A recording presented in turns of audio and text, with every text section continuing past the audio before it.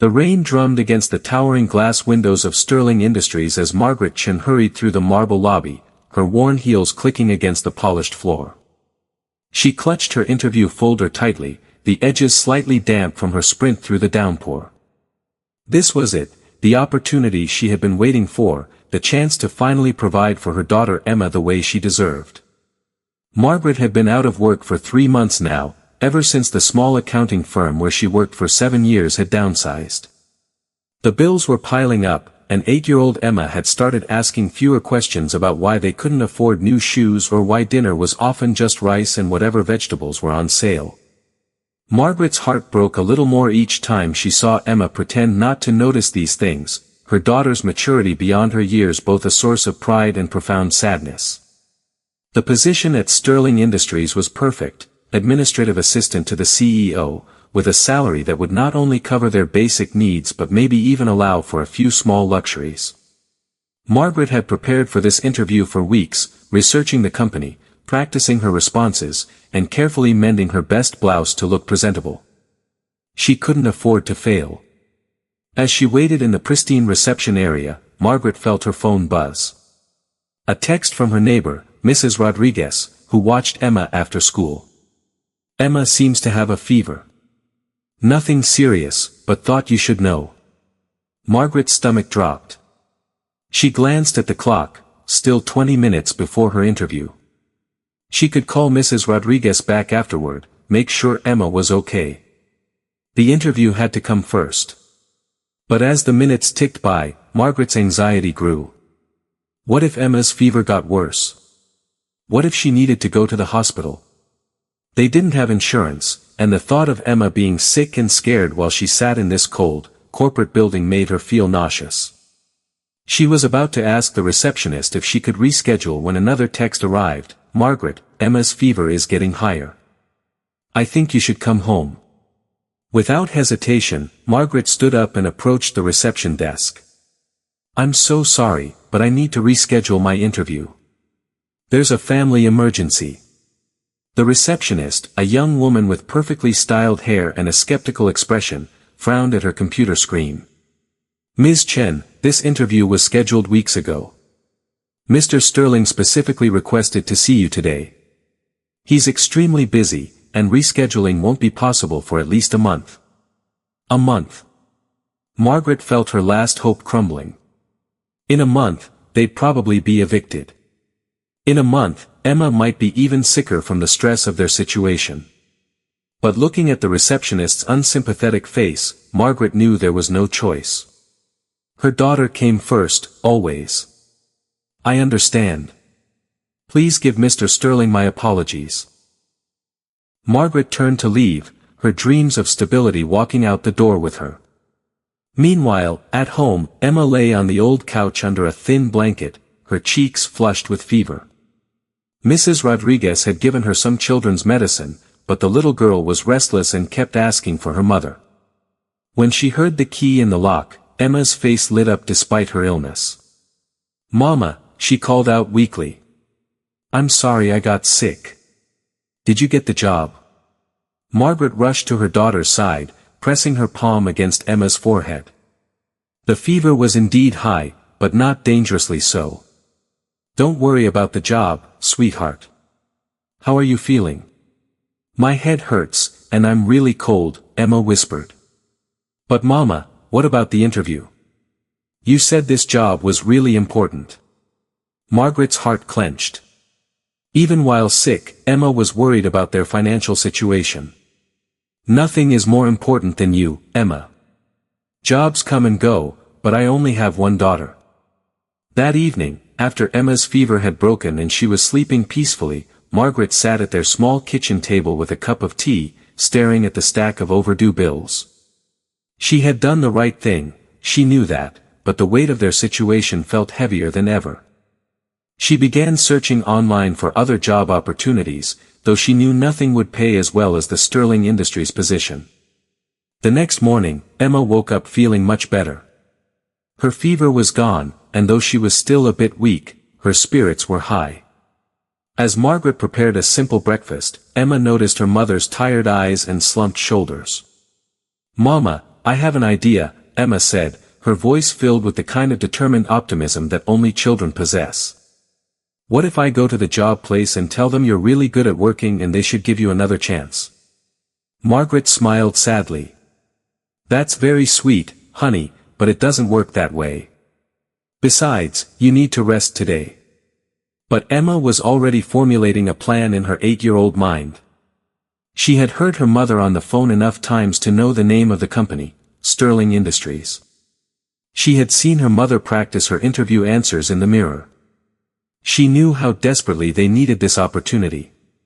While Margaret was in the shower, Emma quietly got dressed in her best clothes, a slightly too small pink dress and her only pair of dress shoes, which had a small hole in the sole. She found the company's address written on a paper in her mother's interview folder and carefully copied it onto her small hand. Then, with the determination that only a child's love can inspire, Emma quietly slipped out of their apartment. The bus ride to downtown was Emma's first solo journey on public transportation. She clutched her small purse, containing $3 from her piggy bank for the bus fare, and watched the city roll by through the window. Other passengers smiled at the well-dressed little girl traveling alone, assuming she was with family. Emma practiced what she would say to the important man at her mother's job.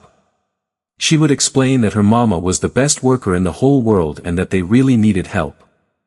At Sterling Industries, the morning was proceeding as usual. Alexander Sterling, the 45-year-old CEO, was in his corner office reviewing quarterly reports when his assistant knocked on the door. Rebecca, his longtime assistant who had started the retirement process, entered with a puzzled expression. "Mr. Sterling, there's a situation in the lobby. A little girl is here asking to speak with you about her mother's job interview." Alexander looked up from his papers, confused. "A little girl? What do you mean?"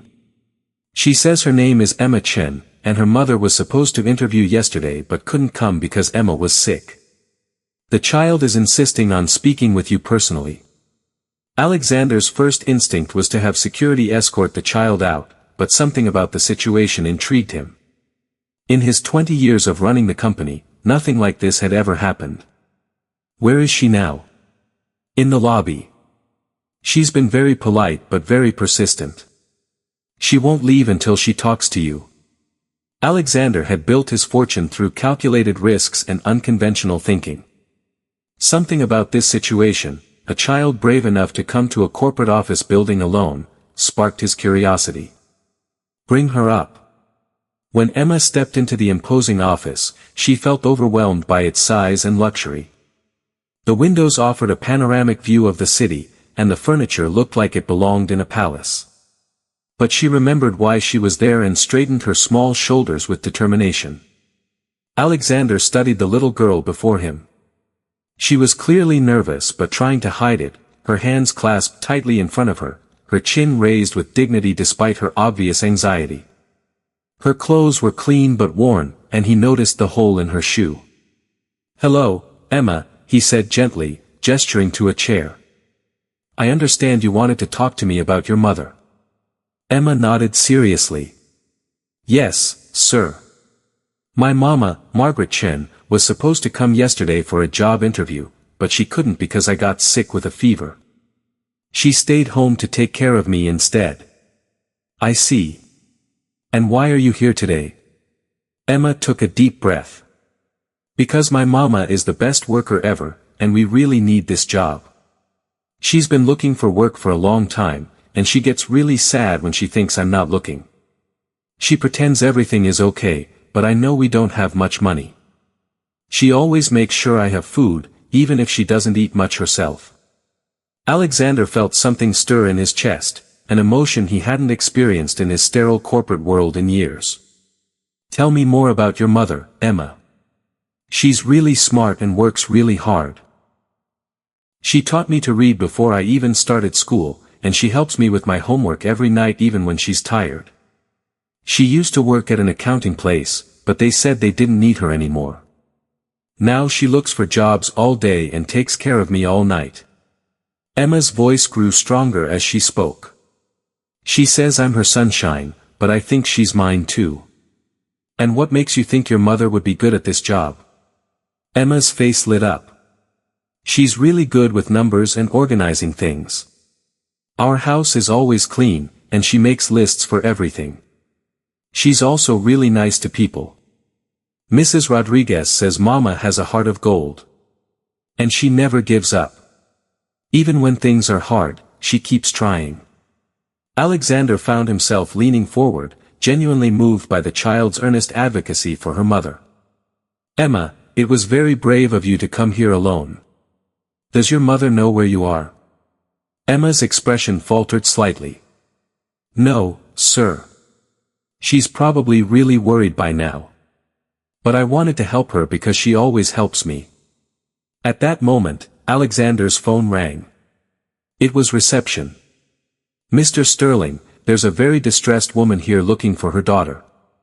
She says the child might have come to see you about a job interview. Send her up immediately, Alexander said. He looked at Emma, who had gone pale. Don't worry. You're not in trouble. When Margaret burst through the office door, her face streaked with tears and her hair disheveled from running through the streets searching for Emma, the first thing she did was rush to her daughter and pull her into a fierce hug. Emma. Oh my God, I was so scared.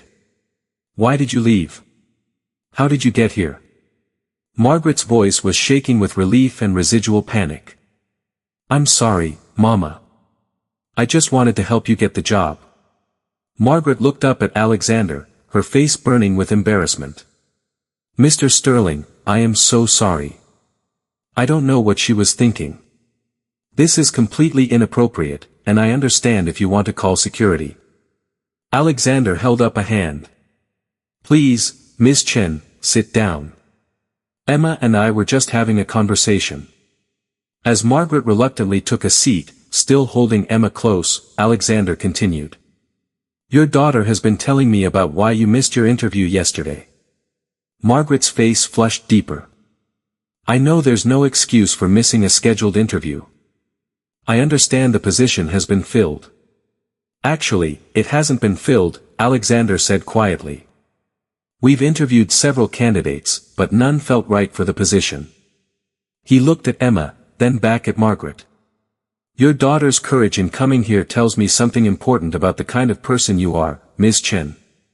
A child doesn't develop that kind of loyalty and love in a vacuum. Margaret was speechless, unsure where this conversation was heading. Alexander leaned back in his chair, his expression thoughtful. In my experience, the most important qualities in an employee are loyalty, dedication, and integrity. Your daughter just demonstrated that you inspire those qualities in the people who matter most to you. He paused, studying Margaret's face carefully. I'd like to offer you the position, Ms. Chen. Not because of your daughter's visit, but because someone who raises a child like Emma is exactly the kind of person I want working for my company. Margaret felt tears spring to her eyes, her voice barely above a whisper. I don't understand. Are you serious? Completely serious. The position comes with full health benefits, which I imagine will be important for your family. The salary is as discussed in the original job posting, and there's room for growth within the company. Emma looked up at her mother, her eyes shining with joy and relief. Mama, does this mean you got the job? Margaret could barely speak through her tears, her heart pounding with disbelief and overwhelming gratitude. I think it does, sweetheart. Alexander smiled, and for the first time in years, it felt completely genuine and unguarded. There is one condition, though. Margaret's heart skipped, her brief moment of joy suddenly clouded with worry. What's that? Emma will always be welcome to visit the office when she's not in school. Any employee who puts their child first the way you did yesterday is someone I want on my team. But I also want Emma to know she has a safe place to come if she ever needs help. Over the following months, Margaret proved to be everything Alexander had hoped for and more. Her attention to detail was impeccable, her work ethic was extraordinary, and her warmth brought a human element to the sterile corporate environment that everyone noticed and appreciated. She streamlined systems, improved efficiency, and somehow managed to make everyone around her feel valued and appreciated. Her genuine care for others created ripples throughout the organization. Emma kept her promise to visit occasionally, and these visits became highlights of Alexander's week. The little girl would sit in the corner of his office doing homework while Margaret worked late, her presence a constant reminder of what really mattered in life. Through Emma's innocent questions and observations, Alexander began to see his business, and his life, through completely different eyes. One evening, as Margaret was preparing to leave after a particularly long day, Alexander called her into his office. Emma was coloring at the small table he had installed specifically for her visits, her tongue sticking out slightly in concentration. "Margaret, I wanted to talk to you about something," he began, his voice unusually warm. "I've been thinking about starting a scholarship fund for employees' children, something to help with educational expenses, college preparation, things like that." Margaret looked surprised, setting down her purse and giving him her full attention. "That's a wonderful idea, Mr. Sterling. I'm sure many employees would benefit from something like that. I was hoping you might help me set it up. Your insights into what families actually need would be invaluable." He paused, glancing at Emma, who was carefully coloring within the lines of a complex butterfly picture. "I've also been thinking about our company culture. We've been so focused on profits and efficiency that we've forgotten about the people who make it all possible." Margaret nodded thoughtfully, understanding the deeper meaning behind his words. "What did you have in mind?" "Flexible schedules for parents, on-site childcare, maybe even a program where employees can bring their children to work during school breaks. I want Sterling Industries to be the kind of place where people like you don't have to choose between being a good employee and being a good parent." As Alexander spoke, Margaret realized that Emma's brave little adventure had changed more than just their family's circumstances. It had planted a seed of transformation in a man who had forgotten the importance of compassion in business, reminding him that success without humanity was hollow and meaningless. "I think that sounds amazing," Margaret said softly, her voice filled with emotion. "And I'd be honored to help you make it happen." Emma looked up from her coloring, her crayon poised mid-stroke. "Mr. Sterling, are you going to help other mamas like my mama?" Alexander knelt down to Emma's level, his expensive suit creasing as he met her eyes. "I'm going to try, Emma.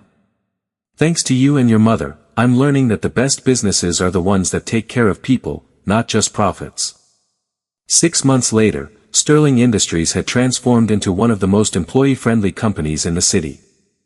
The scholarship fund was thriving, helping dozens of families afford educational opportunities they never thought possible. The on-site childcare center was always full of laughter and activity, and employee satisfaction had reached an all-time high. Productivity had actually increased as well, proving that taking care of employees was not just morally right but also incredibly good business. Margaret had been promoted to Director of Human Resources, a position that allowed her to use her natural empathy and organizational skills to help other families facing challenges similar to what she and Emma had experienced. She and Emma had moved into a comfortable apartment with a proper bedroom for Emma and even a small garden where they grew vegetables together, something Emma had always dreamed of. But perhaps the most significant change was in Alexander himself. Emma's visit had awakened something in him that had been dormant for years, a sense of purpose beyond profit margins and quarterly reports. He began volunteering at local schools, funding community programs, and using his considerable influence to advocate for family-friendly policies in other businesses throughout the city. 1 year after Emma's brave visit, Alexander established the Emma Chin Award for Courage, given annually to a Sterling Industries employee who demonstrated exceptional bravery in helping others. The first recipient was, appropriately, Margaret Chin, not for her exemplary work performance, which was outstanding, but for raising a daughter who taught a company and its CEO the true meaning of courage and compassion. At the award ceremony, as Margaret stood at the podium with Emma beside her, both dressed in beautiful new clothes that they could finally afford, she reflected on how a single act of a child's pure love had transformed multiple lives in ways she never could have imagined. Emma's decision to help her mother had not only saved their family from financial ruin but had also reminded a successful businessman that true success is measured not in dollars but in the positive impact we have on others. This award isn't really mine, Margaret said to the assembled employees and their families, her voice strong and clear. It belongs to every parent who puts their children first, every child who believes in their parents, and everyone who remembers that we're all stronger when we take care of each other. Emma, now 9 years old and more confident than ever, stepped forward to the microphone with the poise of someone who had learned early that courage can change the world. My mama always says that love is the most important thing. I think she's right. When we love people, we want to help them, and when we help each other, amazing things happen. Alexander, watching from the front row, felt tears in his eyes as he listened to the wisdom of a child who had changed his life forever. A year ago, he had been a successful but hollow man, measuring his worth entirely by his bank account and business achievements. Today, he was surrounded by employees who had become like family, working for a company that prioritized human dignity alongside profitability. This award isn't really mine, Margaret said to the assembled employees and their families, her voice strong and clear. It belongs to every parent who puts their children first, every child who believes in their parents, and everyone who remembers that we're all stronger when we take care of each other. Emma, now 9 years old and more confident than ever, stepped forward to the microphone with the poise of someone who had learned early that courage can change the world. My mama always says that love is the most important thing. I think she's right. When we love people, we want to help them, and when we help each other, amazing things happen.